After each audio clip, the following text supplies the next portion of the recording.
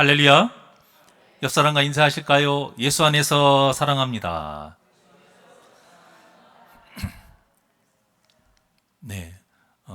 솔로몬의 이름의 뜻이 평화이잖아요. 평강, 평안, 뭐 다 함축해서 말할 수 있는데, 우리가 흔히 평화, 평강이라는 히브리어 말이 샬롬이잖아요.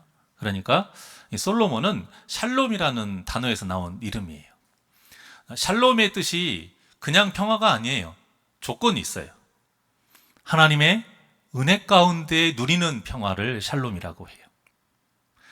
세상에서 누리는 평화도 있고 세상에서 누리는 평안도 있어요. 하지만 진짜 평강, 평화, 평안은 하나님의 은혜 가운데 누리는 것이 진짜라는 것입니다. 내 솔로몬이 그런 하나님의 은혜에서 벗어나 버려요. 예루살렘의 살렘도 이 말에서 나온 거예요. 그래서 평화의 성, 예루살렘의 뜻인 것이죠. 그런데 말로만 평화의 성이 되면 안 돼요. 하나님의 은혜 가운데, 보호하신 가운데에서 이루어지는 평화의 성. 우리 새날교회도 하나님의 은혜 가운데 이루어지는 평화의 성이 되기를 원합니다. 여러분들의 삶도 하나님의 은혜 가운데 이루어지는 그런 샬롬의 삶을 사시기를 원합니다. 처음에는 솔로몬이 그렇게 살았어요. 하나님 은혜 가운데. 그래서 하나님께서 사방의 대적도 다 없애주셨어요. 그런데 이 솔로몬이 이제는 자기를 힘들게 하는 것이 없으니까 교만해진 거예요. 하나님에게서 마음을 돌린 거예요.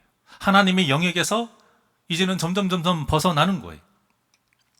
처음엔 솔로몬의 힘으로는 이길 수 없었던 요압, 시므이, 아도니아 이런 권세자들을 하나님께서 다 제거해 주셨잖아요. 그리고 그 백성들을 위해서 지혜를 그가 구했고 성전을 지으면서 다윗이 걸었던 그 믿음의 길을 걸어갔어요.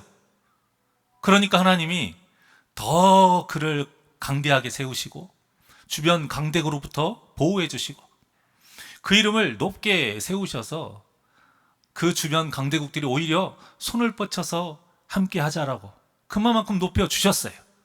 그런데 솔로몬이 마음을 돌려요. 이게 뭐라고 했어요? 등을 돌린 거예요. 하나님과 마주 봐야 되는데 계속 하나님과 대화를 나눠야 되는데 등을 돌려버린 거예요. 그래서 하나님이 주신 지혜보다 그 자신의 지혜, 자신의 능력을 의지하면서요 정략 결혼을 한 겁니다. 그로 인해 이스라엘이 우상으로 더럽혀집니다. 이 하나님께서 솔로몬을 적들에게 둘러싸이게 하신 거예요. 그 대표적인 인물이 오늘 본문에 나온 하닷과 르손입니다.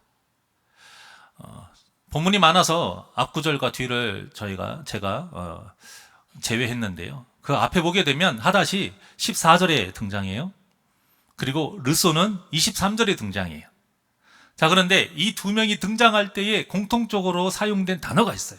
그게 무엇이냐면 대적하다라는 말이에요. 대적하다.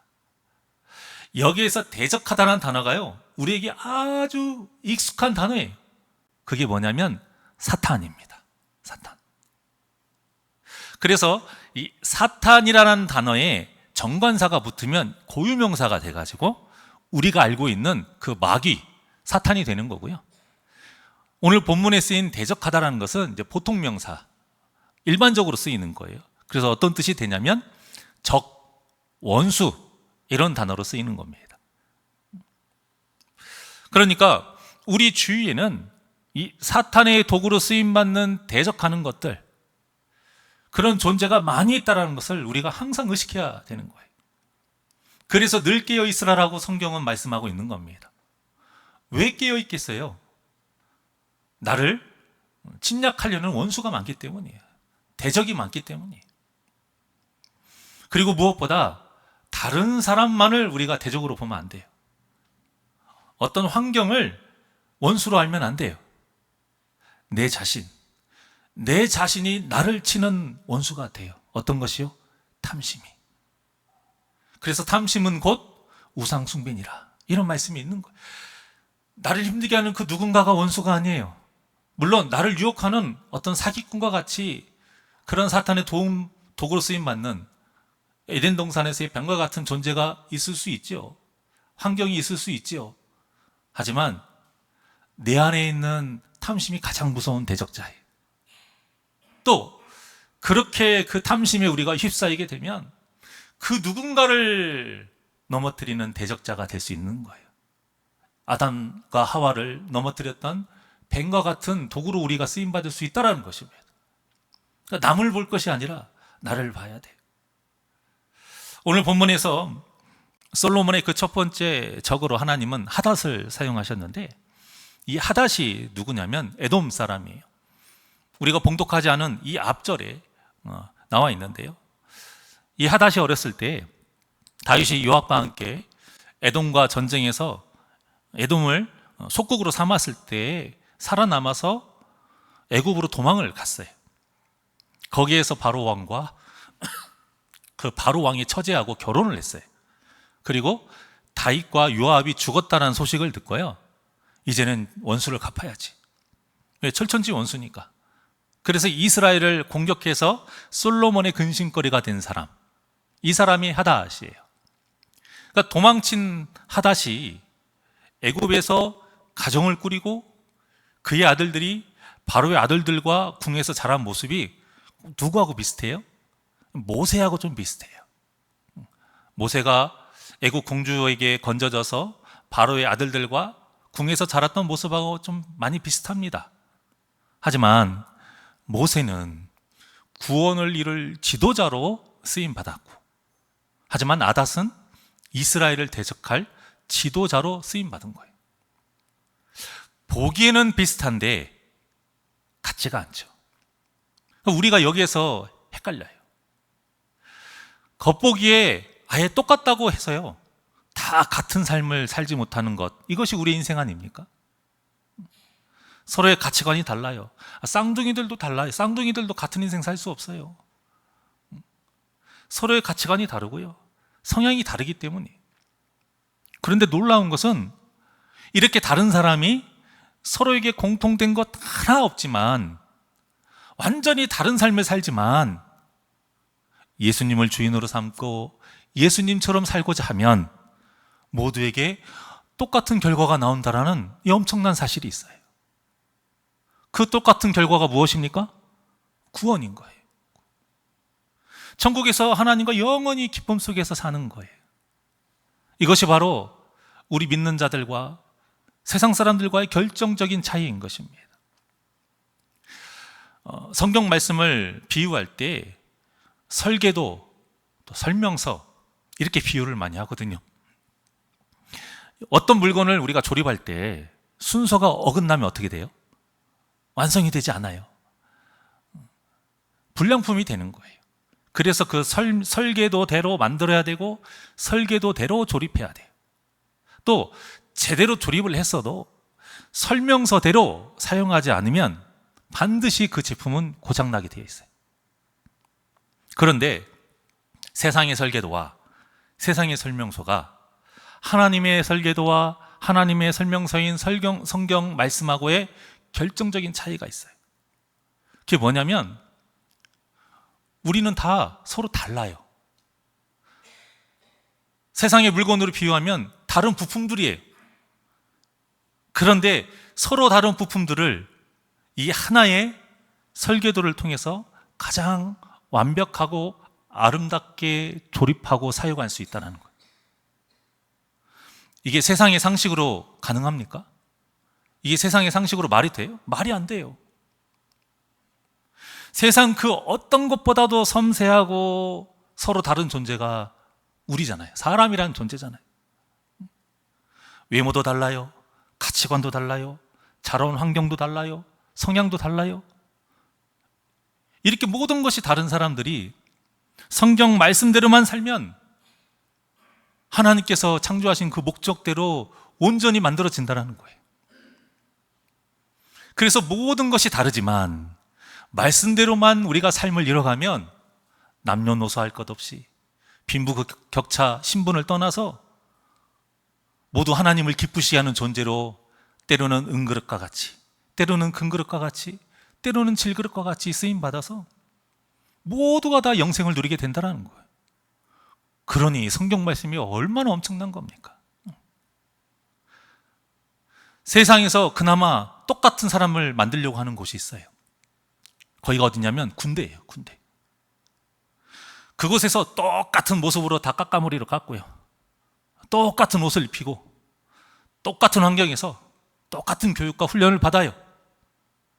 근데 그들이 다 똑같이 됩니까? 안 돼요. 어떤 사람은 정말 군인다운 사람으로 딱 만들어지는가 하면 어떤 사람은 고문관이 되기도 하고요, 어떤 사람은 악인이 되기도 해요. 기사를 보신 분들은 아시겠지만 지난 2주 사이에 군인이, 그것도 사병도 아니고요, 간부가 3명이나 자살했습니다. 아십니까? 3명이나 죽었어요. 그것도 자살했어요. 이유도 똑같아요. 2명은 총으로 쏴서 죽었고 1명은 아마 어떻게 죽었는지 모르겠는데 자살했어요. 그런데 이유가 괴롭힘 때문에. 1명은 최전방에서 근무했던 하사였고요, 1명은 육군 사관학교 대위였고요, 1명은 중사였습니다. 그 젊은 꽃다운 나이에 그 귀한 삶들이요, 부대 안에서 다 괴롭힘 당해서 그걸 못 참고 죽었어요. 아무리 사람을 똑같은 환경에서 똑같이 만들어도 안 돼요. 그런 불량품과 같은 사람들이 그 귀한 인생들을 괴롭혀가지고 목숨을 끊게 해요. 세상의 시스템으로는, 세상의 설명서대로는 못 만드는 거예요. 그런데 하나님의 말씀은 사실 우리가 불량품이잖아요. 우린 죄인이잖아요, 다. 제대로 된 제품을 만들 수 없는, 어찌 보면 참 불량품 중에 불량품이에요. 사도 바울이 뭐라고 했습니까? 자기는 죄인 중에 괴수래요. 그게 그 뜻인 거예요. 그런데 하나님의 말씀을 통해서 우리가 온전한 그릇으로 빚어지는 거예요. 그것도 생명의 그릇으로. 예수님은 우리를 뭐라고 하셨어요? 사람을 낚는 어부래요. 이렇게 불량품인데, 이렇게 부족한데, 그런데 우리를 어떤 누군가를 살릴 수 있는 어부로 우리를 만들어 주신대잖아요. 이 성경 말씀이 얼마나 귀한 것입니까? 모두 다른 환경에서 다른 방식으로 살아도 하나님이 창조하신 목적대로 사람답게 살아갈 수 있게 하는 것이 하나님의 말씀인 줄 믿으시길 바랍니다. 그 말씀대로 살면 모두 행복한 육신의 결말, 또 그와 함께 영혼의 영원한 시작을 할 수 있게 되니 이게 얼마나 귀하고 값진 것이에요. 그래서 하나님의 말씀을 생명의 양식이라고 말하는 겁니다. 이 생명의 양식을 먹는 자는 그 세계 2차 대전에 악명 높았던 아우슈비츠 그러한 수용소나 우리 일제강점기 때 억울하게 무수히 많은 그 사람들이 죽어갔던, 고통을 받았던 그 감옥과 같은 희망이 없는 곳에서도요, 생명의 양식을 먹는 자는 달라요. 생명의 양식을 먹는 자는 그 안에서 자유함을 누려요. 아우슈비츠 수용소에서 나온 사람들이 썼던 그런 책이나 글들을 보면은요, 그 안에서 희망을 주는 사람들이 있었다고 나와요. 그게 누구냐? 믿는 자들이 찬양을 해요. 죽어가는 환경 속에서 찬양을 해요. 두려움 속에서 그 찬양을 듣고 다 똑같이 찬양을 해요. 물론 그 찬양하면서 죽은 사람도 있어요. 그런데 그때 살아남은 사람이 말합니다. 죽어가도 웃어가며 죽어간다는 거예요. 끌려가도 다른 사람들에게는 볼 수 없는 그 얼굴에 소망이 가득한 채로 끌려간다는 거예요.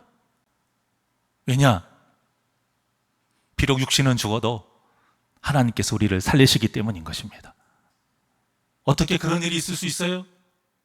하나님의 말씀이 그들에게 생명의 양식이 되었기 때문인 거예요. 얼마나 엄청난 역사인 겁니까? 진리가 너희를 자유케 하리라. 이 말씀의 역사를 그대로 누린 거예요. 우리 사랑하는 성도님들도 진리가 자유케 하리라, 이 자유함을 누리시기를 바랍니다. 그래서 말씀과 기도야말로 우리 믿는 자들에게 가장 큰 능력이요, 특권이 되는 것입니다. 사랑하는 여러분, 지금 잘 오신 거예요. 정말 잘 오신 거예요. 이 예배 시간처럼 하나님께서 우리에게 가장 강력하게 말씀과 기도의 역사를 일으키시는 시간이 없잖아요. 죄송한 말씀이지만 그래도 내가 어쩔 수 없이 같이 함께 할 수 없기에 영상으로 예배 드리시는 분 참 귀하신 분이에요. 정말로 여러분들 예배 자리를 귀하게 여기셔야 됩니다.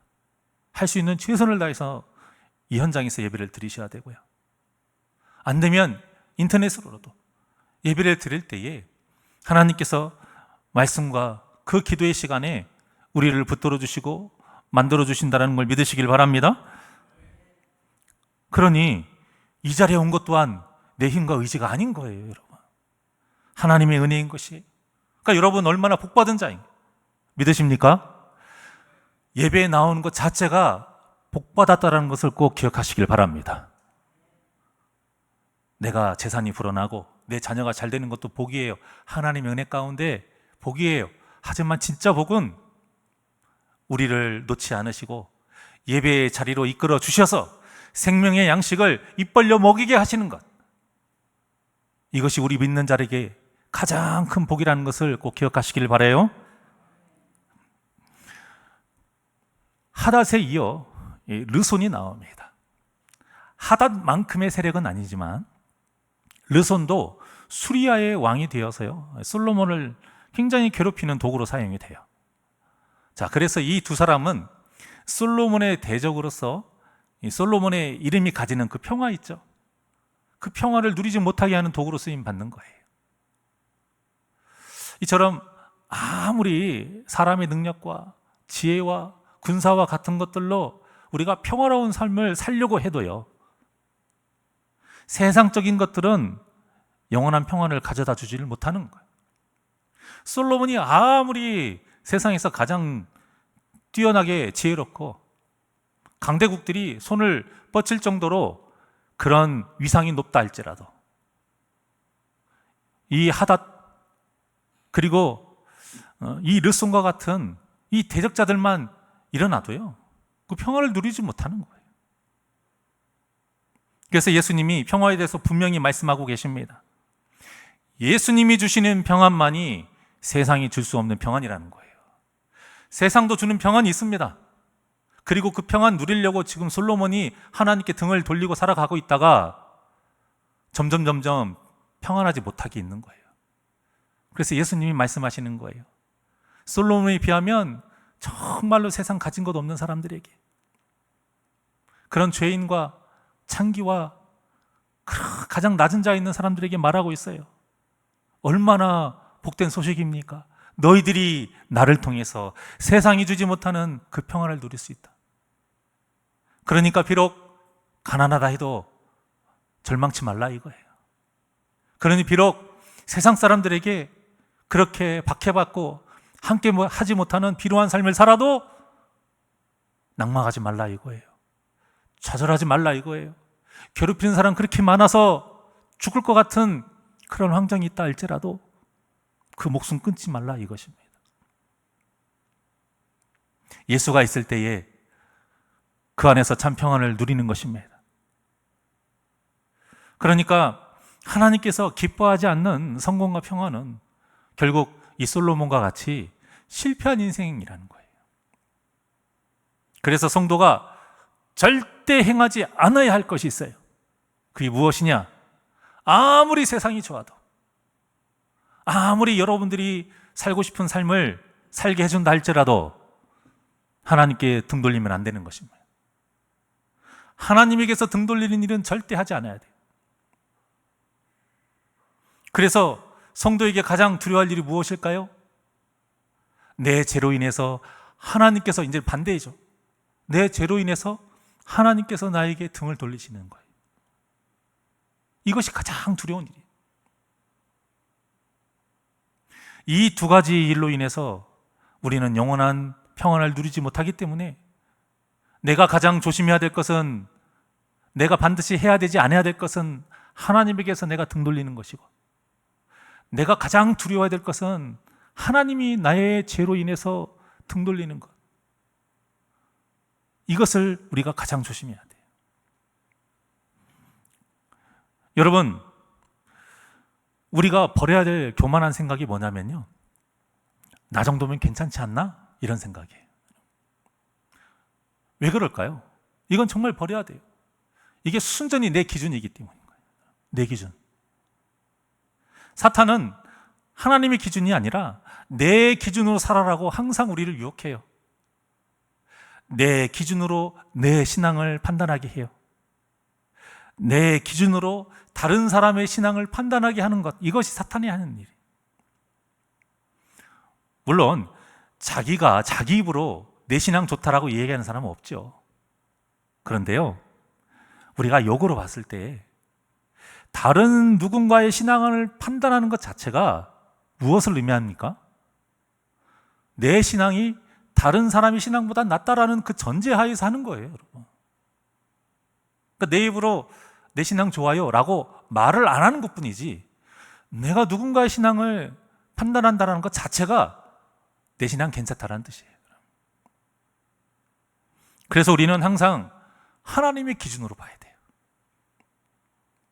그 하나님의 기준이 무엇입니까? 말씀인 것이죠. 말씀.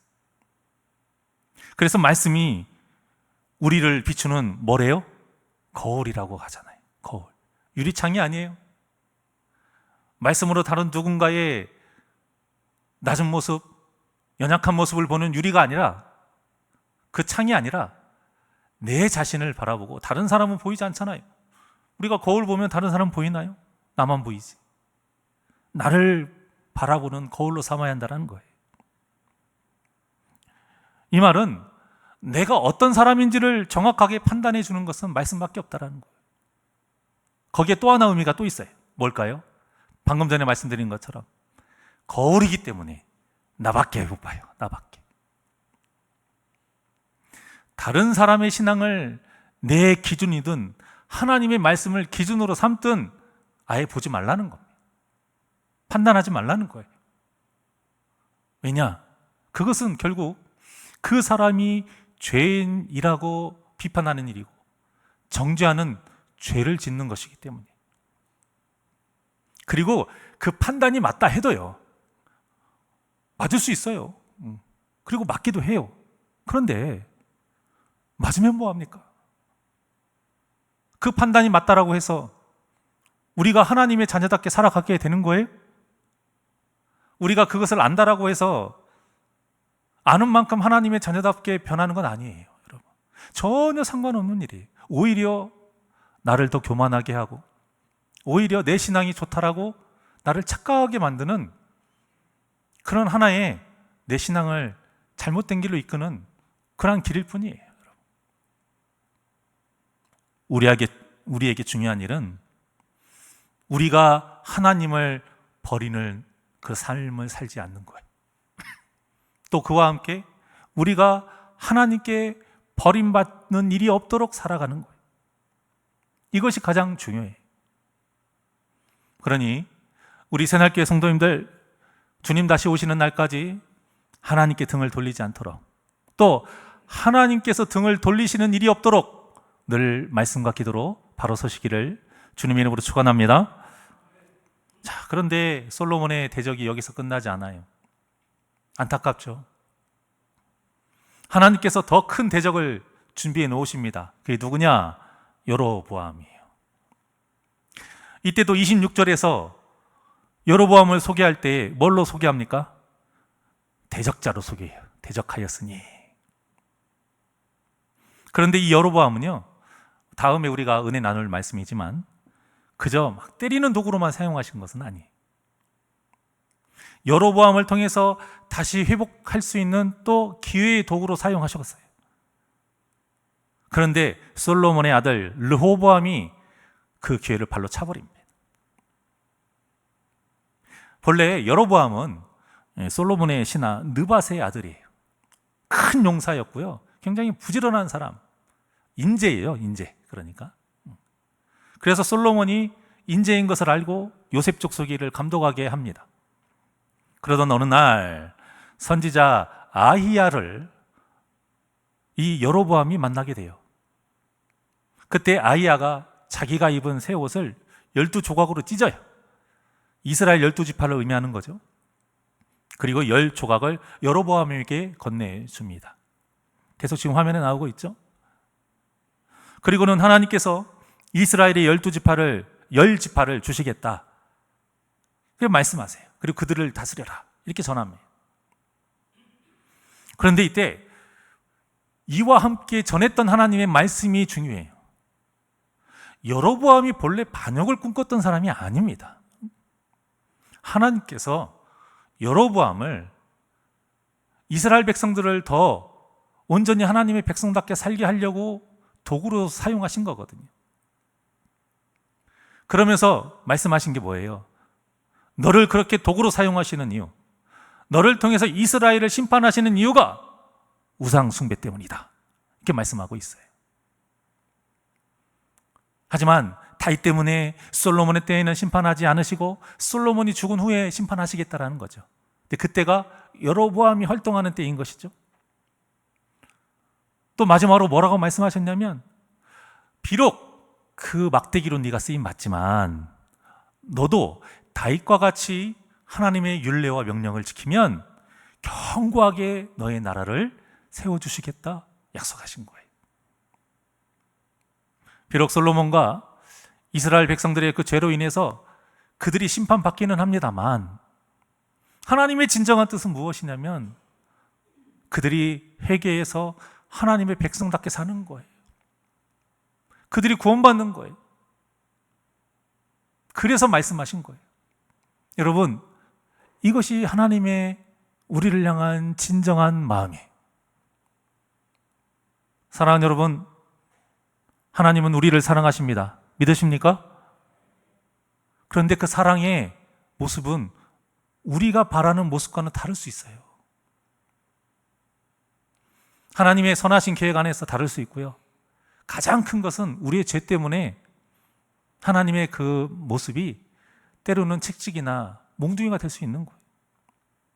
그래서 우리가 겉으로 보이는 것으로 하나님의 사랑을 의심하면 안 돼요. 환경 때문에 하나님의 사랑을 의심하면 안 돼요.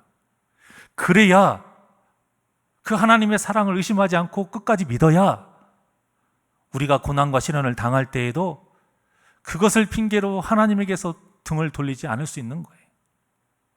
끝까지 믿음으로 붙잡고 인내할 수 있는 것입니다. 그런데 재밌는 사실은 솔로몬을 향한 심판이 사울 왕을 향한 심판과 비슷하다는 거예요. 사울을 버리신 하나님이 사무엘 선지자를 통해서 다윗을 택하게 하시고 기름 붓게 하셨잖아요. 마찬가지로 솔로몬을 버리신 하나님께서 이번에는 아히야 선지자를 통해서 여로보암을 택하신 거예요. 참 하나님의 사역은 놀랍고 신비해요. 이러한 것들을 통해서 우리가 우리 삶에 펼쳐지는 것들을 좀 잘 판단해 볼 필요가 있습니다. 내가 얼마만큼 하나님의 마음을 아프게 했을까? 그래서 나에게 이러한 일들이 이루어지는 것은 아닐까? 그렇다면 나는 어떻게 해야 될까? 여러분, 이것이 중요해. 우리가 알아야 될 건 나는 어떻게 해야 될까예요. 그런데 우리가 자꾸 어디에 집중을 하냐면 내가 무슨 죄를 지어서 뭐 때문에 하나님이 이렇게 심판을 하실까? 이것을 알아내는 데에만 초점을 맞추면 안 돼요. 성경을 바라볼 때에도 이것에 초점을 맞춰서 해석하는 사람들이 있는데 그런 사람들이 세대주의자라고 해요. 세대주의자. 각 세대에 하나님이 말씀하신 의미가 요것이다 라고 찾는 사람들, 그리고 그게 맞다라고 맹신하는 사람들, 굉장히 위험한 거예요. 이렇게 위험하게 해석하는 사람들이 요한계시록, 세대주의자들, 그리고 그 세대주의자들이 변질이 된 것들이 이단인 거예요. 바코드가 666이래요. 베리칩이 666이래요. 오늘날에 러시아가 북한이 어디 무슨 중독의 세력이 그 성경에 나오는 어떤 세력이래요. 맞을 수도 있지만 분명한 사실은 그것을 아는 것은 우리의 구원받는 데에는 아무런 영향을 끼치지 않아요. 중요하지 않아요. 그리고 하나님이 분명히 말씀하셨잖아요. 또 예수님도 말씀하셨어요.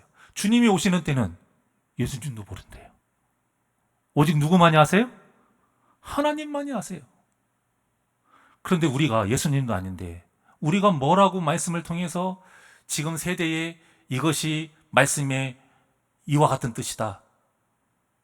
우리가 어떻게 그걸 알겠습니까? 판단할 수 없는 거예요.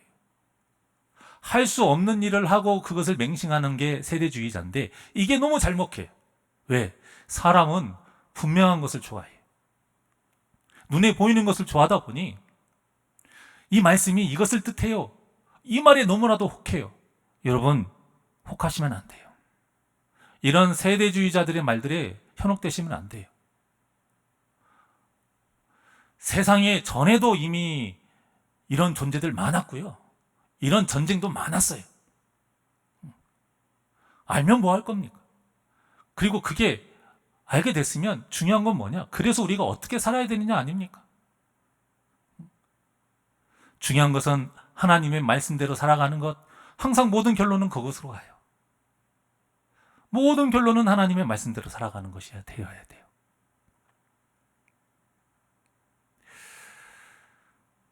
솔로몬이 이 여로보암의 그런 대적 알지 못합니다. 너무나도 어리석게 살아가고 있어요. 사실 솔로몬과 같은 이런 엄청난 지혜를 가진 사람이라면 하나님이 자신을 향해서 이렇게 대적자들을 세우셨다는 것을 깨닫는 것 참 쉬울 거예요. 이거는 똑똑하다고 해서 아는 게 아니잖아요. 배운 게 없어도요. 믿음의 눈이 떠 있으면, 믿음으로 바로 서 있으면 볼 수 있는 것. 그런데 솔로몬은 보지를 못해요. 가장 똑똑한 사람이 가장 어리석은 삶을 살고 있는 것이죠. 자신의 죄를 되돌아보지 못해요. 끝까지 그러지를 못해요. 그러니까 이게 무슨 말이냐? 세상의 지혜는 우리의 영혼을 살리는 데 아무 쓸모가 없어요. 아무 소용이 없어요. 그래서 세상의 좋은 것들은 우리의 자랑거리가 될 수 없는 것입니다. 오직 하나님께서 주시는 말씀을 통해서 우리가 깨달아지는 그 지혜가 우리의 영혼을 살린다는 것을 꼭 믿으시기를 바랍니다. 그 깨달아지는 지혜가 어느 때 생겨요? 가장 많이 생기는 때가 언제입니까? 예배 때인 거예요. 예배 때 하나님의 말씀을 우리가 달게 받을 때에 깨달아지는 그 역사, 그것이야말로 우리에게 기적이요 하나님의 귀한 선물인 것을 믿으시기를 바라요. 그러니 예배를 목숨 걸고 드리십시오. 하나님의 말씀을 목숨 걸고 먹고 마시세요. 그러면 우리 영혼이 삽니다. 결국 세상에서 가장 지혜롭다고 칭송받았던 솔로몬, 끝까지 깨닫지 못하고 자신의 죄를 제거하려는 게 아니라 여로보암을 제거하려고 해요. 이 얼마나 못난 모습이냐면요, 자신이 지은 죄는 너무나도 용납을 잘하면서 하나님께서 죄를 깨달으라고 불편하게 하는 그런 것들은 조금도 참지 못하는 모습. 그런데 이 못난 모습이 그저 솔로몬만의 모습일까요? 오늘날 우리의 모습일 수 있다는 거예요. 그래서 우리가 이런 못난 모습을 보이지 않기 위해서 말씀과 기도로 살아야 하는 것입니다. 그래서 말씀과 기도는요, 아무리 강조해도 과하지 않아요. 아무리 강조해도, 아무리 잔소리 같고 귀에 못이 박히는 것 같아도 말씀과 기도만이 우리를 살린다는 이 사실을 꼭 기억하셔서 우리의 삶을 불편하게 하는 것은 믿음으로 잘 참아내시고 우리를 죽이게 하는 죄에 대해서는 오직 말씀과 기도로 단호하게 끊어버리는 승리의 삶을 사시기를 주님의 이름으로 축원합니다. 하지만 여로보암은 솔로몬을 피해 애굽으로 도망가요. 그리고 솔로몬이 죽기까지 애굽에서 그 때를 기다립니다. 그리고는 성경은 뭐라고 말하냐면, 오늘 우리가 봉독하지 않았지만 그 다음 세 구절을 통해서요, 솔로몬이 갑자기 죽어버려요. 그리고 내용이 급하게 마무리가 돼요. 약간 황당할 수 있어요. 문학작품은 아니지만 이걸 만약에 문학작품으로 말하면 이건 너무나도 갑자기 너무 황당무계하고 망측해요. 그런데 저는 이 본문을 묵상하면서 너무 기분이 씁쓸했습니다. 솔로몬이 하나님 앞에 바로 설 때에는 얼마나 많은 내용들이 세세하게 성경에 기록되어 있었습니까? 그런데 솔로몬이 죄를 짓자 솔로몬의 행적이 갑자기 끝나버려요. 그냥 죽었더라. 갑자기 끝나버려요. 솔로몬이 이스라엘을 다스린 기간이 40년이에요. 40년. 얼마나 많은 일들이 있었겠습니까? 이 다음 절에 보게 되면 뭐라고 나오냐면요, 41절에 보면 그 많은 사적과 행한 모든 일들과 그의 지혜가 솔로몬의 실록에 기록되어 있다라고 말씀하고 있어요. 솔로몬에 대한 기록이 엄청나게 방대하다는 거예요. 그런데 이 방대한 내용이 솔로몬이 죄를 지은 후부터는 성경에 하나도 기록되어 있지 않아요. 이게 무슨 뜻입니까? 하나님께는 그런 일들이 아무 의미가 없다라는 거예요. 아무 의미가 없다라는 거예요. 우리나 좋다라고, 우리나 의미 있다라고 인정하지 하나님은 인정하지 않는다라는 거예요. 이게 무슨 말입니까? 사람들이 인정해봤자 소용없다라는 거예요. 세상의 역사에서 제일 부자로 등극하면 뭐합니까? 한 시대도 아니고 역사적으로 가장 지혜롭다라고 칭송받으면 뭐합니까? 하나님이 인정해주지 않으시면 그 인생은 아무 의미가 없는 것입니다. 이것이 너무 착잡해요. 이것이 너무나도 저에게 깊이 다가옵니다. 오늘 11장의 마지막 세 계절의 세 개의 이 내용이 바로 그거예요. 사랑하는 여러분, 하나님께 인정받는 인생이 진짜 복받은 인생인 것을 믿으시길 바랍니다. 세상에서 어떻게 사느냐, 세상 사람들에게 어떻게 인정받느냐, 이게 중요한 게 아니에요. 내가 세운 목표를 얼마나 이루었느냐, 이게 중요한 것이 아니에요. 하나님께 인정받는 인생을 살았느냐, 이것이 중요한 것입니다. 누누이 말씀드리지만 제가 목회 생활하면서 저를 겸손하게 하고 제가 너무나도 인정할 수밖에 없는 그런 분들은 부자도 아니었고 권세 있는 자도 아니었고 잘 사는 분도 아니었고 많이 배운 분도 아니었어요. 힘없는 노인이었지만 약을 입에 달고 살아서 약만 하루에 먹는, 한 끼에 먹는 약만 해도 한 움큼 되는, 쩔뚝거리면서 배운 것도 없이 초라하게 사는 인생이었지만 어떻게든 하나님의 뜻대로 살고자 몸부림치며 살았던 그분들이 저를 고개 숙이게 했고요, 그분들이 저를 더 낮아지게 했어요. 하나님께 인정받은 자라는 것을 누가 봐도 인정하게끔 살았던 분들, 그분이 진짜 행복한 삶이 아니겠습니까? 그러니 여러분, 세상이 좀 여러분의 뜻대로 살지 못하게 된다 해도 낭망하지 마십시오. 여러분의 뜻대로 내 인생이 이루어가지 않는다 해도 여러분 실족하지 마십시오.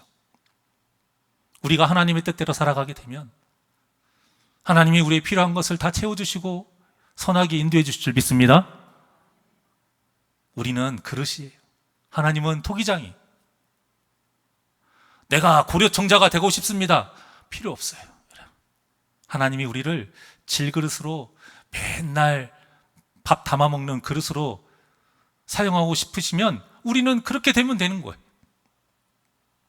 그냥 그 하나님의 뜻에 맞게 잘 빚어져서 쓰임 받으면 되는 거예요. 그래서 깨지지 않고 하나님 손에 쓰임 받는 것이 중요한 것 아니겠습니까? 실컷 고려청자가 됐는데 깨져버리면 뭔 소용입니까? 아무 소용없다라는 거예요. 하나님께 인정받지 못한다라는 것은 깨어지는 거예요. 저는 어렸을 때 그거 보고 깜짝 놀랐어요. 장인이라고 해서 찾아갔더니 산골짜기에서 가마를 다 치워놓고 그릇을 만들어요. 근데 그 사람이 만든 그릇은 몇백만 원이래요. 그런데 그릇을 막 깨버려요. 우리가 봤을 때는 아무 흠도 없어요. 흠이 있어도 그 사람 것을 갖다 팔면은요 몇십만 원 받는데요. 그런데 그것을 가차없이 깨트려요. 막 우리는 보면 아유 아까워라 저거 몇십만 원인데 아무 필요 없다라는 거예요. 토기장의 눈에 흠이 있으면 그냥 깨버리는 거예요. 가치가 없는 거예요. 토기장이신 하나님의 인정받는 것이 중요한 것 아니겠습니까? 흠이 잔뜩 있어가지고 세상 사람들에게 몇십만 원 인정받아서 뭐 하겠습니까? 하나님은 우리에게 아무 가치 없다라고 하시는데 남들은 조롱해요. 예배하고 말씀 듣고 기도하면 돈이 나와, 떡이 나와. 나오던데요? 나와요, 여러분. 세상이 줄 수 없는 예수 이름만으로 받을 수 있는 하늘의 보화와 생명의 떡이 나오지 않습니까? 믿으십니까? 그러니까 가장 불쌍한 성도는 누구냐? 이게 잔치상이거든요. 이 잔치상에 와서 배고프게 하는 성도가 가장 불쌍한 성도예요. 사랑하는 우리 산악교 성도님들은 이 예배의 잔치상에 풍성히 배부르게 먹고 가시기를 원합니다. 그래야 우리가 하나님께서 원하시는 대로 쓰임받고 빚어질 수 있는 거예요. 그러니 예배를 목숨 걸고 들으시고 말씀을 항상 배부르게 드시고 기도로 항상 주님과 친밀하게 대화하시면서 하나님께 인정받는 인생, 이기는 자의 삶을 사시기를 주님의 이름으로 간절히 축원합니다. 원하고 바라고 기도합니다. 하나님께 찬양드립니다.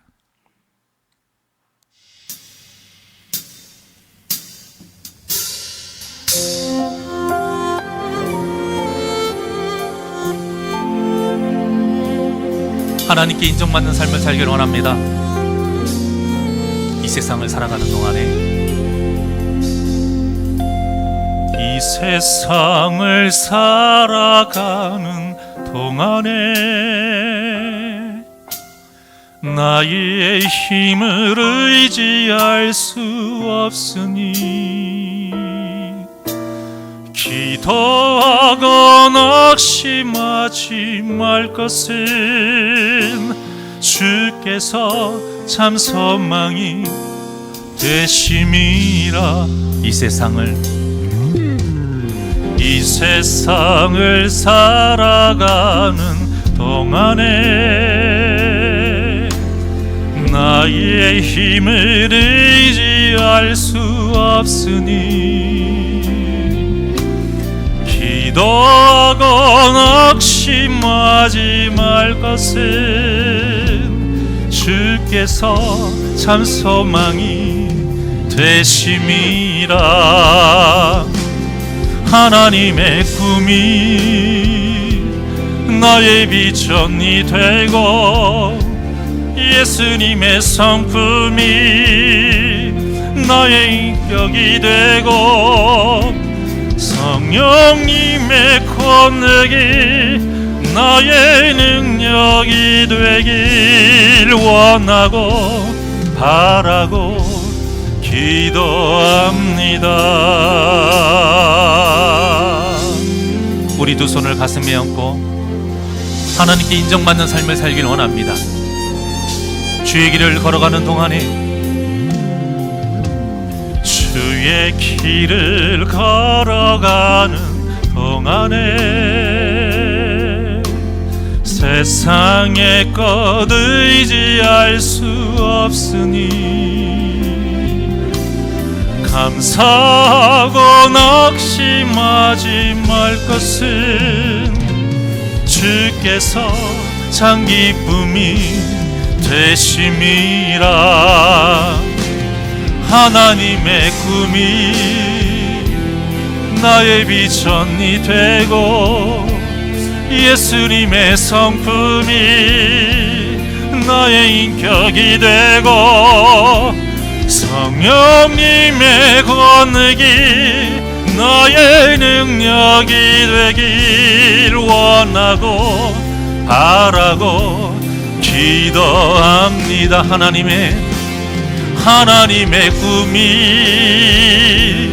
나의 비전이 되고 예수님의 성품이 나의 인격이 되고 성령님의 권능이 나의 능력이 되길 원하고 바라고 우리 두 손을 높이 들고 고백합니다. 하나님의 꿈이 나의 비전이 되고 예수님의 성품이 나의 인격이 되고 성령님의 권능이 나의 능력이 되길 원하고 바라고 기도합니다. 하나님의 꿈이 나의 비전이 되고 나의 비전이 돼 예수님의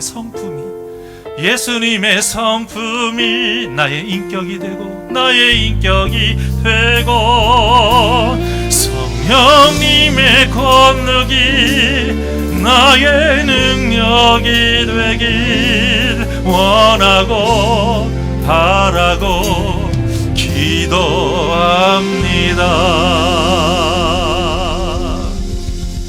기도하시겠습니다.